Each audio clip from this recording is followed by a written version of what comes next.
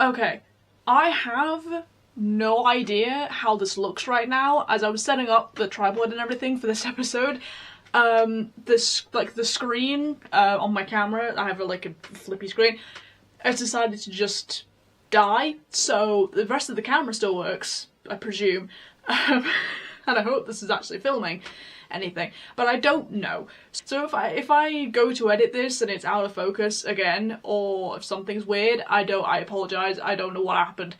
The screen just decided to die. But welcome back to Playing in Politics.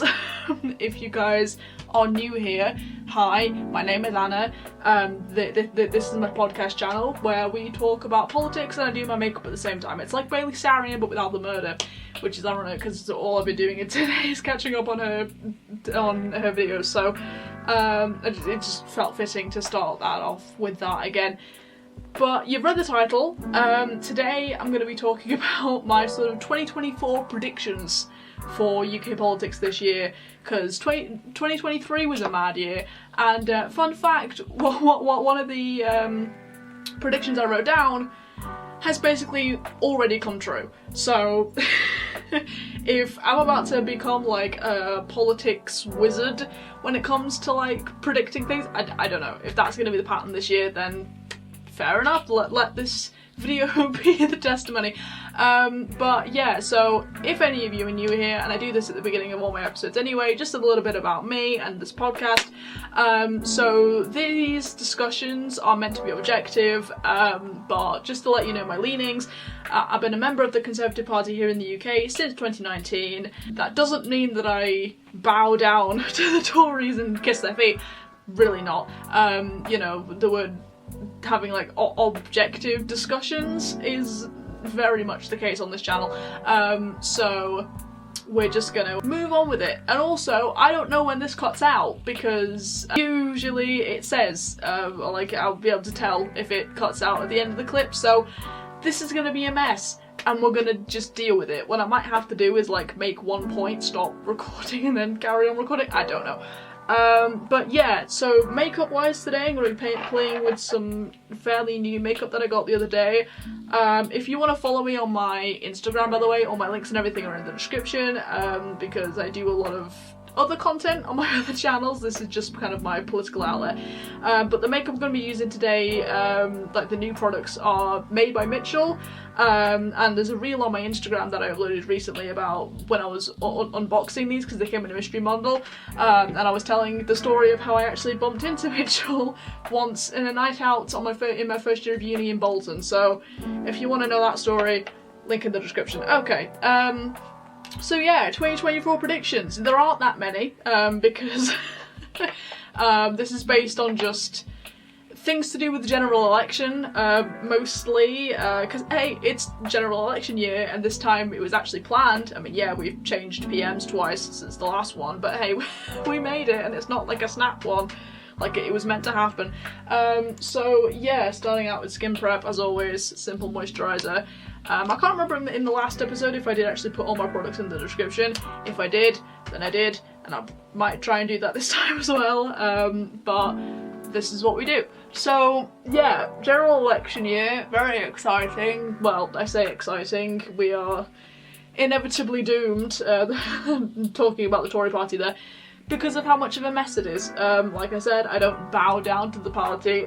It's a mess, and I will openly say it's a mess. And there are people within the party and people I speak to, like literally every Conservative I talk to, especially like in the young Conservative branch, all say the same thing: is that the party's a mess, we're doomed, everything's everything's all to pot. So.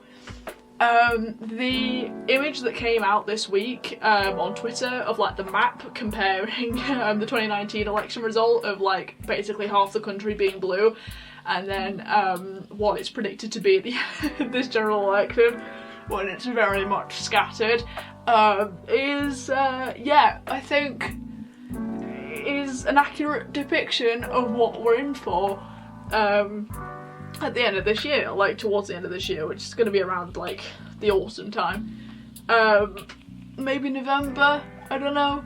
It can't be before conference, or like it's going to be like shortly after conference, But yeah, it's, I mean, my first prediction that I wrote down here is not actually really the one I wanted to start with, but everyone's predicting such a total wipeout, Tory wipeout, and like for Labour to just take over completely. Now, I don't know, I don't really agree with that. Like, say I was bringing up the graphic from before, I don't really agree that it's gonna be such a total wipeout that we're gonna see a complete sort of obliteration. They're saying, I think, 11 cabinet members are going to lose their seat. I don't think that's going to be the case. But it's going to be bad. It's going to be bad, but I don't think it's going to be as bad as people think it is. Maybe that's just my wishful thinking. I'm not sure. But yeah, this is... yeah, I don't think it's going to be as bad. So I go with my eyes first, by the way, going back to the makeup. Always the NYX primer. Always, it's always the best one. But yeah, I don't think it's going to be as bad as people think it is, because people don't want Keir Starmer, and I've seen this discussed. I don't know who said it. It was someone within the Tory party who said this today that I just saw on Twitter. People don't want Starmer, and this is true. You know, we talk to people on the doorstep, like whenever I go out campaigning, and yeah, people don't want Labour, and you know, I just hear that across the board, because if someone can name one policy that Keir Starmer's come forward with and been like, yeah, this is what my party standing for this, I will give you a medal, because the man has been flip-floppy, wishy-washy since the moment he's got in, and he got in 2020. He's had 4 years to sort this out and has done bugger all. So if anybody can actually give me a good reason why he'd be a good PM, I'd love to know. Leave it in the comments. But yeah, I just really think that Labour is as much of a mess as the Tory party at the moment, and they're trying to hark on about, we're not the Tories, we're gonna do this and this. Well, they're not to being like, we're gonna do this and this. They're just literally just, we're not the Tories, vote for us. Which, whatever. I don't think that's gonna work, because people want to see real change, and I think that's, and I think I put this down in my notes somewhere, is that this is where the Reform Party is gonna gain some seats, because to be fair to them, and personally, I wouldn't trust Tice as much as I could throw him, like as far as I could throw him, and I've said that since the moment he became the leader of the Reform Party. The man just gives me bad vibes. There's something about him that's not not right, doesn't sit right with me. I can't really name it, but it's just, it is what it is. And I've been right about bad feelings about people before, so this could apply to politics. I go with my eyebrows next, by the way. This is the e.l.f. brow gel, which I recently picked up from Beauty Bay, I think. I think it was Beauty Bay. I think it was a Beauty Bay order anyway. And I've been so impressed with this. Like, it's so nice and it holds so well. Like, I used to really love the Glossier, the Boy Brow, and I do still love that brand. I just haven't bought from them in a while. But I was trying to look for like a cheaper alternative. And this was apparently, like, the review said it was really good. And it is. I like the sort of waxy texture of it almost, and the little like fibres in it really help as well. Anyway, but yeah, so this is, I think, where the Reform Party is going to gain some traction, and why a lot of people, like a lot of Tory voters, are going to the Reform Party. Do I agree that people should just be jumping ship and not fighting for it, you know? No, I don't agree with that. We need people, you know, if the future of the party, like if we're going to have any future as a party, we need people to just stand by us and be like, nah, we're not going to back down, we're going to help you guys out, instead of running away to Richard Tice. And I feel like too many people are doing that, but that's a whole other discussion for another day. But yeah, so I don't think it's going to be as much of a wipeout as people think it is. It definitely is going to be a wipeout, but I think we are going to still be left with somewhat of a grounding to sort of build up from, because if it is a total wipeout, we're not going to have much, you know, much to work with in terms of saving the party from complete obliteration. So yeah, that's kind of my first prediction. So we'll move away from the general election for a little bit to go into what I was saying today about my prediction becoming right. Lee Anderson, for those who don't know, haven't followed the podcast for a while, I actually met Lee Anderson at a conference in October. I don't agree with everything he does. I think he's said some dodgy stuff in the past, and some of his views, especially towards like the trans community, I do not agree with whatsoever. But in terms of kind of solidarity, in terms of speaking up for Tory rebels and speaking up for what people actually want to see from the Tory party, he does an incredible job, always has done, and I believe always will do. And I put in my notes, and I wrote these down like last night, you know, just filmed this today, and I literally put Lee Anderson will be either like demoted or will resign over the immigration bill, because there was already like a dispute going on about that, or any other kind of opinion that he had that went against the mainstream. This was written last night. This morning I wake up to see a tweet from Politics UK about the fact that, like, yeah, he was going to resign if I think it was the amendments weren't going to go up for vote. And I'm thinking, oh, so then like it was like, yeah, and I think in excitement I rushed to my Notion page and was like, confirmed he will resign if Rishi doesn't amend the bill.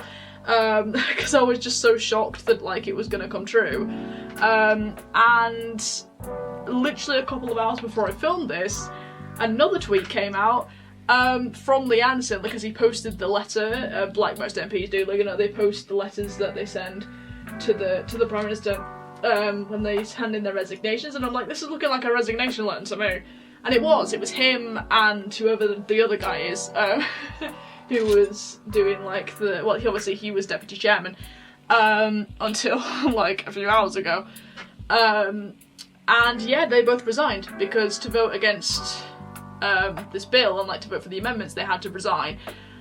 And I'm like, that's why I said at the beginning, if this is the theme for this year, listen. So the look that I was going for, by the way, is using this cream eyeshadow, this blue cream eyeshadow. I'm basically going to recreate a look that I did the other day, when I first got these. This is really good. I mean, I'm going to have to be very careful as to how I use this, because it does tend to crease if I use it a little bit too much. So we're gonna experiment. I'm still experimenting with this, but it's a really good eyeshadow. But yeah, so I decided to just go kind of with a blue look, because we're talking about like mostly the Tory party and patriotic towards the Tories. Anyway, but anyway, so yeah, it was just a really weird thing for me to be like, listen, if my predictions are coming true this quickly, I don't know about the rest of them. So yeah, by the way, I used this like little blue palette I got from Relove, which is like the cheap, like the more affordable version of Revolution Beauty, so just in case, it's been really helpful for past 2 conferences, because it's blue and it's handy for travel. Anyway, I'm just using like the lighter shade in that all over my lid, as you can see. But yeah, so that was just one I was getting like really excited about. I was like, oh my god, one of my predictions came true. But basically, but yeah, so basically, I mean, the reason I even wrote that down is because, I mean, I've always been like a fan of how outspoken he always was, and how he wasn't afraid to go in against the grain, and that's why when he became the deputy chairman of the party, everyone was like, woo, because they thought that, oh my god, he's gonna like really help sort out the party from the inside out, and he's gonna like not put up with any he's not gonna put up with any shit, and he's just gonna be great like that. And unfortunately, obviously now we've lost him over the Rwanda bill, which, to be honest, the Rwanda bill hasn't been talked about in a while. So when everyone was talking about it again, when I seen all the tweets, I was like, hang on a minute, let me remind myself of what this was, and I didn't even do that properly, because I can't remember really why there was such a dispute. I think it's just because, like, the bill was a little bit too wishy-washy, which, knowing the fact that it came from Rishi Sunak, I'm not surprised. But yeah, because obviously with the immigration bill, I mean, with, like, the illegal migration issue, obviously we want to try and get sort the trafficking gangs out from the core outwards, you know? But obviously, it's like as soon as the illegal immigrants get to this country, obviously try and get them off back to Rwanda so they're not taking up space in our hotels and taking, you know, alright, because we're a small island and we don't have space for everybody.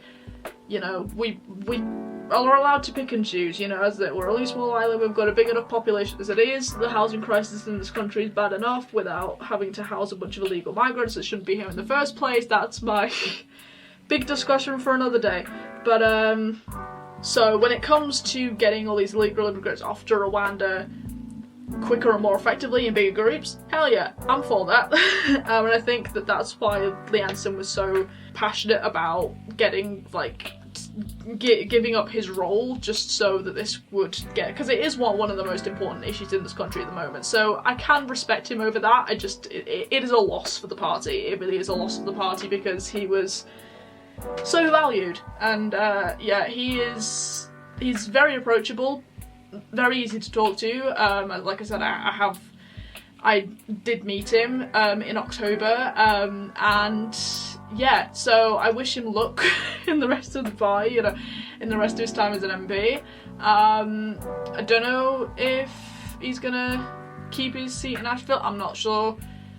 I hope he does, because he's, as I say, a good spokesperson for the normal common sense people of the party who just want it to be run properly.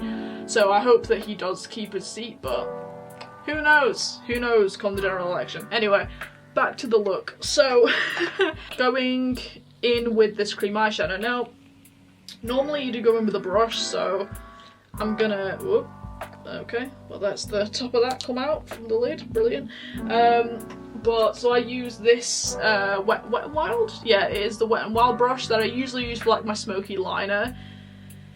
Do I use this for smoky liner? No, we're gonna... I was like, do I use this for my smoky liner? I'm like, no, we're gonna do what we did last time. I mean, I might still add liner on top of this, but I'm not sure.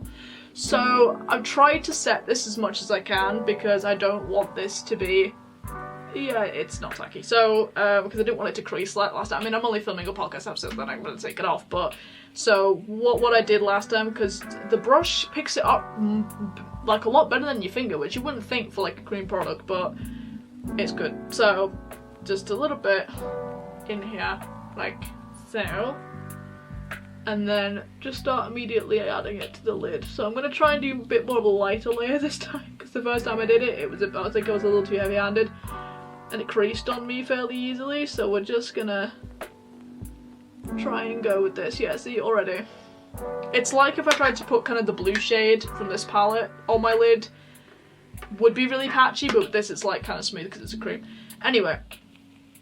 So yeah, I hope that Lee Anderson keeps his seat, because we need him to be the voice of common sense, the voice of reason, you know. Anyway, moving on to the rest of my predictions on this list, kind of going back to the general election, and I was talking about Reform You. Well, no, actually, let's talk about the PM. Rishi Sunak, the bit of a clown that he is.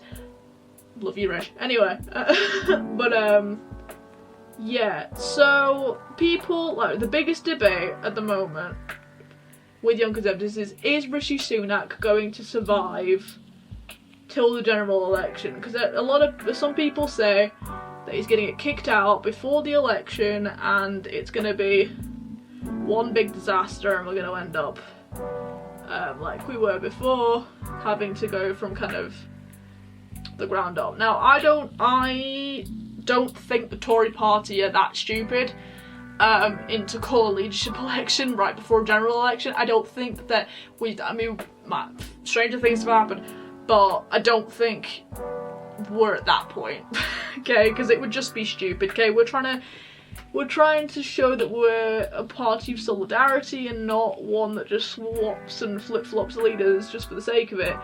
Like, we want to show, if we want to swap a leader, that we're going to have a reason to. And I think that Rishi Sunak will stay for the election, but then as soon as we lose, he's going to be ousted. Like, there is no way that they're going to keep him post-election. Sorry, hon, you're either going to resign or get kicked out. Like, that's the way it is.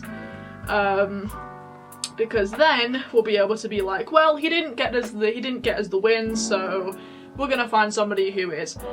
That's the way I think it's going to go. And yeah, so anyone who's trying to say like, oh, he won't last till the election. Rubbish. I think he will last till the election, but he won't last after the election, I think. That's my prediction in terms of that. And to be honest, I will not be sad to see him go. The man has not done that much for the party since he got in. And he was better as Chancellor, and that's saying something. So, you know, it is what it is. Like I say, some people have their views, that's mine.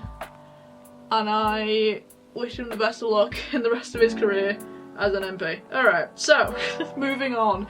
I was talking about the Reform Party before, and they are very much trying to be kind of like, they're trying to have Tory values, but not with the Tory party. Like, be better than the Tory party with kind of conservative values. And I think that, obviously, a lot of Tory voters are going towards it, like I said before. And I also think that, because we're going to get, like, a small amount of, like, a small group of Reform UK MPs, in, like, after the general election, I think that it's probably likely that there's going to be some sort of alliance between kind of Tory rebels, because, you know, we have, like, the rebellion group within the Tory party who kind of vote against certain bills and, you know, will speak out and yada yada. We have that group, and I think that because you know, they have kind of the same mindset as Reform UK, I think that this is the first moment where I didn't know when it cut off, so I'm on a completely different point in the next clip, and I do apologise for that. Fun fact, my camera is not broken. There's a button on the back of it that turns off the screen that I figured out like a week after filming this podcast. Anyway, what I was talking about Reform UK, because they have the same mindset as the Tories, and that's what they're trying to market themselves as, is, you know, the Tory party, but like with actual Tory values and not faking it, like the Tory party are. Because of that, I think that's why they're going to form the allegiance with the Tory rebels. But yeah, then I move on to talking about the trans community and how I hope that we're going to be kinder to the trans community, and I think I pick up at this point, so yeah, you can keep listening now. I do apologise. This is what I was saying about the fact that I don't know when the camera stops recording, because I don't know. I didn't see where I stopped, I think I was still talking about the trans community. And I hope that, as I say, this year we become a little bit kinder to them, you know, let them back into female hospital wards and shut up the Karens who get scared every time a trans woman comes into the bathroom. They just want to pee like you, Karen, shut up. But we also do need a proper system for filtering out, like, the criminals and, like, the proper predators, because I know a lot of people like to think that trans people are predators. They're not. Some people who aren't actually trans, who are just using the trans card to hurt people, they're the real criminals. We need to have a better system for filtering them out. I mean, I'm not a policymaker, I don't know how we can do that. Perhaps you guys should have a conversation in the comments about like how to make a policy about that, because that really does need to happen. But yeah, also I used kind of the blue colour here to basically just blend into my crease a little bit instead of using the cream, because like I said, that did crease last time I did that. I've just kind of used the powder to go over that, so hopefully, like, I mean, if I was to wear this out, hopefully that would last a bit better. I don't know. But yeah, we do need a proper system for filtering those people out, because it hurts not only the people they're trying to attack, but it also obviously hurts the trans community and the, like, trans people who just want to live their lives and just be normal people and just live their most authentic life without discrimination or fear, you know. And another issue I wanted to bring up about trans people is that we start allowing self-ID in schools, and hopefully protect the trans kids and LGBTQ kids who perhaps aren't in the nicest of environments at home, to kind of at least have school be their safe space, to live their most authentic life, and you know, be better at training teachers about this kind of thing. Obviously, again, there's got to be limits and boundaries, and by the way, this is the XXRevolution XXact eyeliner. It's a gel eyeliner pencil, and it's brilliant. I love it so much. Anyway, I'm just using that to create like a very small wing, and then I'm gonna go in with a brush and smooth it out. Anyway, I like really sort of drag it out and make like a proper wing. This is just kind of just to map out the product. Okay, just to put the product down, you know, on my lid. And then I go in with like this tiny little eyeliner brush here and do it with that. So yeah, I hope that we just make the world a kinder place for LGBTQ folks and LGBTQ kids who just are finding themselves. And I know broad statements like that are gonna cause hate and like, what about this, what about this, no, and I know nothing's black and white. Karen, shut up. Back down. I'm not trying to create blanket statements and make it like it's a rainbow perfect world, because it's not, right? I'm just saying that there should be some kind of discussion about making the world a kinder and easier place to live in for those people. That's all I want. That's all they want. That's creating peace, you know? That's really creating world peace here, which we, you know, we should all be aspiring to do. So I feel like that actually made that nice, and yeah, that added a bit more dimension. I didn't add the eyeliner last time I used this product, so like I just used kind of the shape of the eyeliner itself to just do the effect on my eye, so that's fun. Anyway, moving on. The last point I want to make, which is weird that I'm saying the last point and I haven't, we might just talk for a bit, because I'm on my last bullet point and I'm barely halfway through my makeup. So that is what it is. In fact, you know what, I'm going to do my eyeshadow, like the rest of my eyeshadow off camera, and then we'll do my base and everything while we talk about the last bullet point, because I feel like that's going to be smarter with the fact that I can't see anything right now on my monitor. So it's looking like I'm gonna need a new camera come payday, but you know, unless it automatically magically starts working again tomorrow, I don't know. But yeah, that's what I'm gonna do. I'll be back in a bit. And we're back. So I want to actually tell you what I did with this palette. So I used kind of, I don't know if you can see, it looks white, but it's got like kind of purple reflex in it, and I used it on like my inner corner. And I've never done that before, and it's created such like a cool, almost kind of glowing effect in my inner corner. I don't know if you can see that on camera. So cool. I'm like, okay, well I'm doing that all the time. That's really fun. So yeah, that's what I did. And then my mascara. I got an eyelash curler for the first time the other day. I've, you know, been doing my makeup for God knows how many years now, and this is my first time using an eyelash curler. Absolutely changed the game. Love that. And my mascara, as always, is the Maybelline Sky High, because it's the best mascara ever, and I love it. So, for those of you who were curious. Anyway, onto my face makeup, whilst we talk about this last point, which is David Cameron. Since I made my last podcast episode, I think it was since, or I don't know if I mentioned it in my last one. I can never remember these things. The timeline gets very skewed. NYX Can't Stop Won't Stop, by the way, for concealer, as always, because I don't need foundation necessarily in these videos. But yeah, so he became Foreign Secretary. Woo! We're back. I mean, they literally had to make him a lord for it because he wasn't an MP anymore, but we slayed David Cameron. Anyway, another point that because people love David Cameron, right? If it wasn't for Brexit, or like if you had a little bit more integrity back in 2016 and like actually stuck around post-referendum, you know, he was a decent PM. And everyone was cheering, praising it like the best thing the Tory party's done in ages, like, to bring him back, which I don't dispute. It was a very good decision on their part, well, on Sunak's part, making that decision, but I can almost imagine the phone call like, yo, we're screwed. I'll do anything. Hey, I'll make you a lord. I'll make you a lord. Come back. Thanks, Dave. See you later. You know, but it is what it is. And yeah, it was the best decision they could have done. Honestly, the man's a legend.